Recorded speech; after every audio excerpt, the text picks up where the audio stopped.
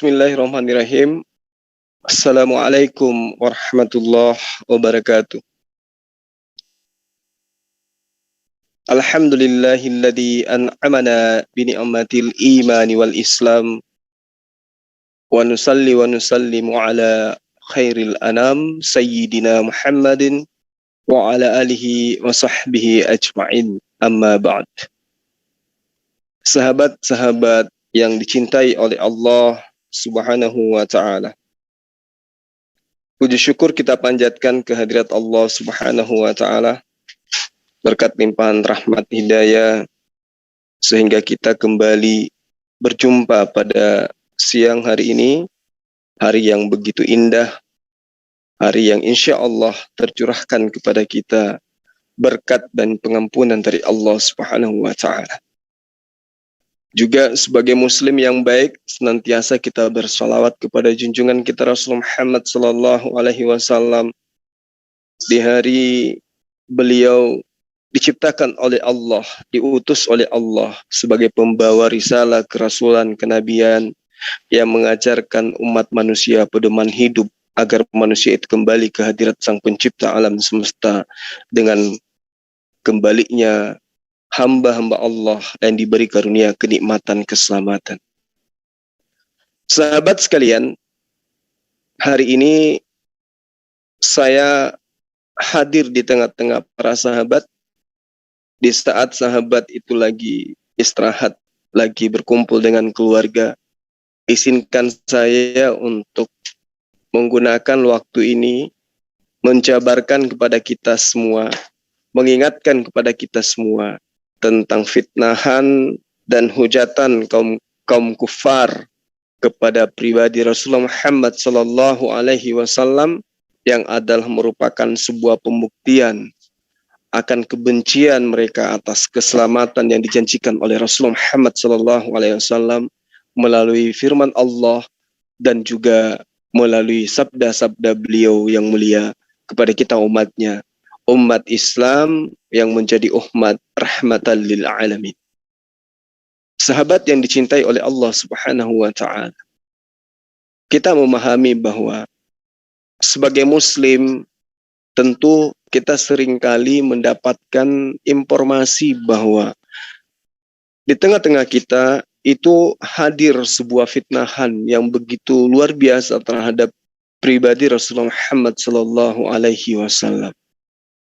Contoh misalnya ketika kita disuguhkan betapa banyak fitnahan dan juga hujatan orang-orang di luar Islam terhadap pribadi Rasulullah Muhammad sallallahu alaihi wasallam yang mengatasnamakan diri mereka sebagai juru selamat atau ajaran keselamatan, sehingga dengan mudahnya memfitnah Rasulullah Muhammad sallallahu alaihi wasallam bahwa beliau adalah sosok manusia pedofil.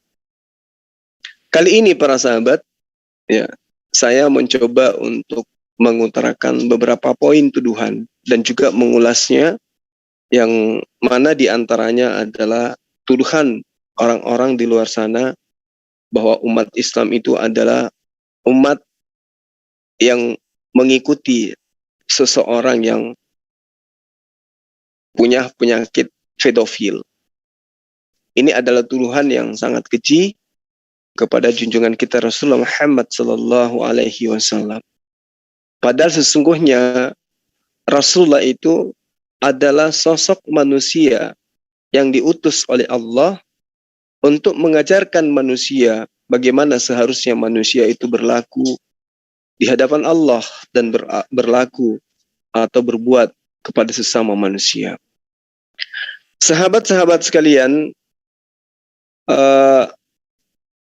teman-teman di luar daripada ajaran Islam, ya, khususnya para misionaris orientalis barat, itu senantiasa menuduh Rasulullah Muhammad sallallahu alaihi wasallam dengan tuduhan pedofil. Padahal Rasulullah itu diutus untuk menyempurnakan akhlak. Kesempurnaan akhlak Rasulullah Muhammad sallallahu alaihi wasallam itu tidak bisa kita sandingkan dengan kesempurnaan akhlak manusia lain selain daripada beliau. Al-Quran mengakui secara tegas bahwa Nabiullah Rasulullah Muhammad SAW itu memiliki akhlak yang sangat agung. Bahkan dapat dikatakan bahwa ya, pengangkatan beliau sebagai nabi itu adalah keluhuran daripada budi pekerti yang ia miliki. Allah dalam Al-Qur'anul Karim menerangkan, wa innaka la'ala khuluqin alim. Ya. Dikatakan bahwa Rasulullah Muhammad SAW itu dikatakan oleh Allah, engkau berada di atas akhlak yang agung. Khuluqin azim. Nah, ayat ini jelas memberikan isyarat kepada kita bahwa makna yang sangat dalam melebihi kata lain, misalnya pada tahap atau dalam keadaan akhlak mulia, itu semua tertuju kepada Rasulullah Muhammad SAW. Ulaika alladziina hadallah fa bihudahu muqtadih qul la as'alukum alaihi ajran in huwa illa zikra lil alamin. Artinya bahwa ketika Allah menerangkan mereka itulah orang-orang yang telah diberi petunjuk oleh Allah, maka ikutilah petunjuk mereka. Katakanlah, aku tidak meminta upah kepadamu dalam menyampaikan Al-Quran. Al-Quran itu tidak lain hanya peringatan untuk seluruh umat manusia. Jadi para sahabat sekalian, Rasulullah Muhammad SAW itu sudah diterangkan oleh Allah. Dia adalah sosok manusia yang memiliki sifat dan akhlak yang sangat mulia. Laqad ja'akum rasulun min anfusikum azizun 'alaihi ma animtum ya harisun 'alaikum bil mu'minina raufur rahim. Sesungguhnya telah datang kepadamu seorang rasul dari kaummu sendiri. Berat terasa olehnya penderitaanmu, penderitaan umat manusia, serta sangat menginginkan kebaikan untuk kamu semua. Lagi amat tinggi belas kasihannya serta penyayang terhadap orang-orang mukmin. Siapa yang dimaksud ini? Tidak lain dan tidak bukan adalah Rasulullah Muhammad SAW. Lalu dikatakan juga di dalam Al-Quran, ya, la'allaka bakhi'un nafsaka alla yakunu mu'minin. Boleh jadi kamu Rasulullah Muhammad SAW akan membinasakan dirimu karena mereka tidak beriman. Jadi ini sangat luar biasa para sahabat sekalian. Ketika Eropa memperkenalkan organisasi pencinta binatang belakangan ini, Nabi Muhammad SAW telah mengajarkan bertakwa kepada Allah dalam perlakuanmu terhadap binatang-binatang. Kendarailah binatangmu dan makanlah dengan baik. Lalu kemudian dikatakan oleh Rasulullah Muhammad SAW juga, seorang wanita terjerumus ke dalam neraka karena seekor kucing yang dikurungnya. Seorang wanita yang bergelimang dosa diampuni oleh Tuhan karena memberi minum seekor anjing yang kehausan. Jadi rahmat dan kasih tercurahkan terhadap pengajaran Rasulullah Muhammad SAW. Lalu bagaimana dengan tuduhan-tuduhan orang-orang kafir bahwa Rasulullah Muhammad SAW itu adalah pedofilia? Ini adalah tuduhan yang sangat-sangat menyakitkan. Tuduhan yang sangat-sangat tidak memiliki dasar yang kuat. Hanya berdasarkan terhadap kebencian atas diri Rasulullah Muhammad SAW. Secara histori para sahabat, Rasulullah Muhammad SAW itu fakta terbeber dengan jelas tidak melakukan suatu tindakan yang sifatnya amoral atau asusila terhadap Siti Aisyah radhiyallahu anha. Ya. Secara histori, sebagaimana yang diriwayatkan oleh hadits Bukhari, jelas dikatakan bahwa Aisyah mengeluarkan pernyataan, aku masih seorang anak kecil pada saat Al-Qamar surah yang surah yang ke-54 diwahyukan kepada Rasulullah Muhammad SAW. Sementara surah Al-Qamar itu diwahyukan pada 9 tahun sebelum Hijriah, tepatnya sebelum hijrahnya Rasulullah Muhammad SAW ya, beserta pengikutnya dari Mekah ke Yathrib atau Madinah. Nah, sejarah ini mencatat gitu loh. Sejarah ini mencatat bahwa Rasulullah Muhammad SAW itu menikahi Siti Aisyah 1 tahun setelah beliau berhijrah. Apa artinya? Bagi orang-orang yang berpikir, bagi orang-orang yang cinta kebenaran, pasti akan mengetahui bahwa Siti Aisyah dinikahi pada usia yang sudah layak. Apa buktinya? Ya, secara garis besar, pernyataan Siti Aisyah radhiyallahu an bahwa dirinya masih anak kecil yang ditertera dalam hadis Bukhari itu diucapkan beliau pada saat beliau berusia antara 5 sampai 9 tahun. Sehingga bisa dibuktikan jika Aisyah itu benar menikah dengan Rasulullah Muhammad SAW di saat 10 tahun kemudian, yaitu 9 tahun sebelum hijrah Rasulullah Muhammad SAW ditambah 1 tahun sesudah hijrah maksud saya. Jadi jelas kita bisa merumuskan ucapan Siti Aisyah, aku masih kecil, itu diucapkan saat 9 tahun sebelum hijrah. Saat itu usia beliau antara 5 tahun sampai 9 tahun. Sehingga pembuktiannya kemudian adalah umur Siti Aisyah saat hijrah itu berumur kira-kira 14 tahun sampai 18 tahun. Sedangkan Siti Aisyah sendiri menikah dengan Nabi setelah 1 tahun hijrah. Jadi kesimpulannya adalah Siti Aisyah itu pada saat berusia antara 15 sampai 18 tahun, itulah tahun di mana usia dia menikah dengan Rasulullah Muhammad SAW. Kurang lebih 5 tahun sampai 9 tahun, ditambah 10 tahun kemudian, itu sama dengan kurang lebih 15 atau sampai 19 tahun.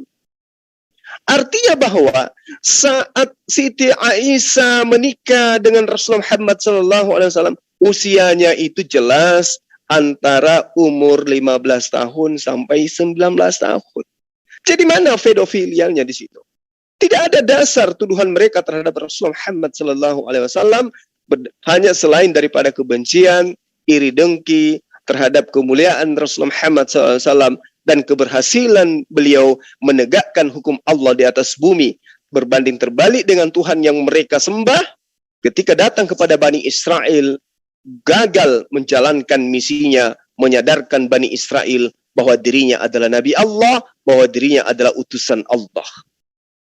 Nah, lalu bagaimana kemudian pembanding daripada sejarah Perang Badar dan Perang Uhud menyikapi tuduhan orang-orang kafir terhadap Rasulullah Muhammad SAW yang adalah seorang yang pedofil menurut hitungan dan fitnahan mereka? Umat Islam pasti tahu, riwayat demi riwayat telah digambarkan dengan jelas di dalam pengajaran ajaran agama Islam. Umat Islam ngerti bagaimana kemudian riwayat itu sangat penting untuk menjabarkan secara histori apa yang terjadi yang sebenarnya. Ya. Bagaimana kemudian keikutsertaan Siti Aisyah dalam Perang Badar dijabarkan di dalam hadits Muslim, kitab Jihad al-Washir, atau di dalam pengajaran-pengajaran para ulama yang menggunakan hadits-hadits sahih tentang Perang Badar. Siti Aisyah dikabarkan ketika menceritakan salah satu kejadian atau momentum penting di dalam perjalanan selama Perang Badar, beliau mengatakan ketika ia mencapai Sajarah, ya, dari pernyataan ini sangat jelas Aisyah merupakan anggota perjalanan menuju Badar. Ini bukti bahwa sebuah riwayat mengenai partisipasi atau keikutsertaan Siti Aisyah dalam Uhud tercatat dalam hadits Bukhari Muslim. Nah, ini fakta yang tidak bisa dipungkiri. Kemudian sahabat Rasulullah Muhammad SAW juga dalam hal ini, Anas radhiyallahu anhu mencatat bahwa pada hari Uhud orang-orang tidak dapat berdiri dekat Rasulullah Muhammad SAW pada hari itu. Saya melihat Siti Aisyah dan Ummu Sulaimah dari jauh. Mereka menyingsingkan sedikit pakaiannya untuk mencegah halangan gerak dalam perjalanan tersebut. Lagi-lagi para sahabat sekalian, hal ini menunjukkan bahwa Siti Aisyah berada dalam Perang Uhud dan juga Perang Badar. Apa ilmu yang bisa kita dapat di sini?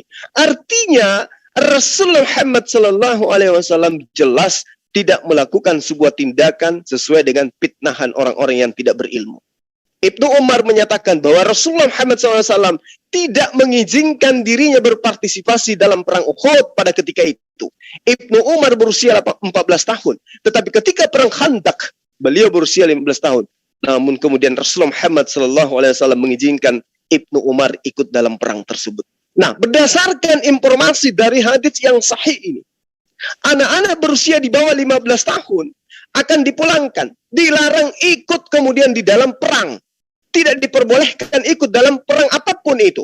Sementara Rasulullah Muhammad SAW nyata didampingi oleh Aisyah ikut di dalam perang Badar dan Uhud. Artinya bahwa Aisyah ikut dalam perang Badar, Aisyah ikut dalam perang Uhud, jelas mengindikasikan dengan kuat bahwa beliau tidak berusia 6 tahun ketika itu, tetapi minimal berusia 15 tahun.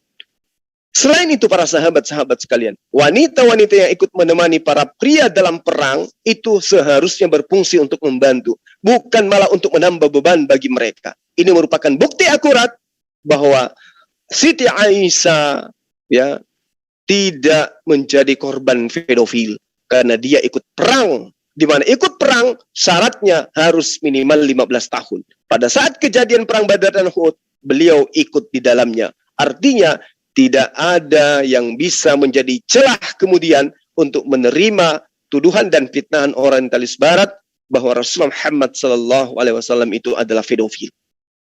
Subhanallah. Lalu kemudian apakah hanya itu bukti yang bisa kita sajikan bahwa Rasulullah bukan pelaku pedofil? Yang sangat terang kemudian adalah satu-satunya wanita yang banyak menghafal tentang kehidupan Rasulullah Muhammad SAW adalah Siti Aisyah. Pertanyaan sederhananya, apa mungkin korban pedofil itu akan menghafalkan tindak tanduk daripada pelaku pedofil terhadap dirinya, pelaku pencabulan terhadap dirinya? Sementara Aisyah mencatat segala aspek yang terjadi pada diri Rasul Muhammad SAW. Ini lucu gitu loh. Korban pedofil harusnya trauma bertemu dengan pelakunya. Apatah lagi mencoba untuk mengikuti seluruh jejak tindak tanduk perbuatan, perkataan, dan apa yang menjadi hukum daripada ketentuan Rasulullah Muhammad SAW. Faktanya hari ini kita bisa melihat Siti Aisyah adalah penghafal wanita terbanyak tentang perilaku, perbuatan, dan juga keputusan Rasulullah yang disebut dengan sebutan hadis sahihah. Luar biasa bukan?